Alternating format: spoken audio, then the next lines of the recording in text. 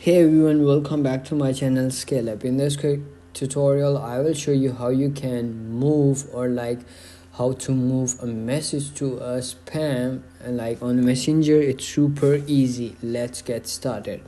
Open up your Messenger app and then find that message that you want to add in spam. So you have to do is on iPhone you can simply swipe it to the left, or in Android you can simply tap on it or hold on the message, and then you will see a menu over here. But in iPhone you will see more option. Click on that, and then you will see over here the fourth option. Click on that, and then it's gonna be added in spam, and then it's gonna be removed from here, and that's it.